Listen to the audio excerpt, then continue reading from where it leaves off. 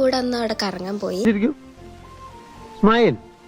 പിന്നെ നോക്കുമ്പോണ്ട് എല്ലാരും അമ്പറിന് കളിക്കാണ്. ഞാൻ പിന്നെ പെട്ടെന്നൊക്കെ റെഡി ആക്കാൻ വേണ്ടി പോയി. പെട്ടെന്ന് തന്നെ ഡ്രസ് ചേഞ്ച് ചെയ്തിട്ട് ഞാൻ വേഗം ഫോട്ടോസ് എടുത്തുട്ടോ. കാരണം കുറച്ച് എടുക്കാൻ പറ്റൂല, അതുകൊണ്ട് നേരത്തെ കാലത്ത് എടുക്കണം. എന്തൊരിത് ഇങ്ങനെ അല്ലെങ്കിൽ തന്നെ ആകൊരു ഇതായിട്ട് ഇരിക്കപ്പെടരുത്.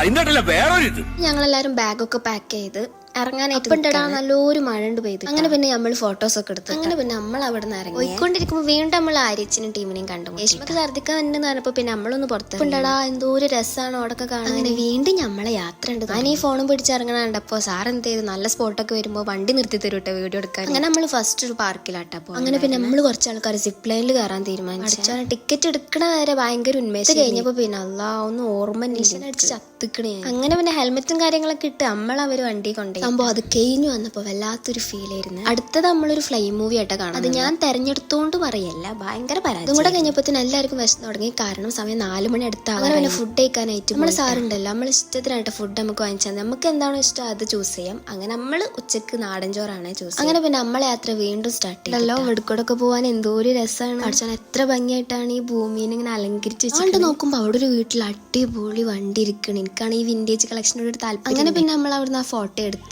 പിന്നെ യാത്ര സ്റ്റാർട്ട്. ആരേച്ചൊക്കെ ക്ഷീണിച്ച് ചത്തുക്കിട്ട് നമ്മള് രാത്രിക്കത്തെ ഫുഡ് കഴിക്കാനായിട്ട് ഇറങ്ങി.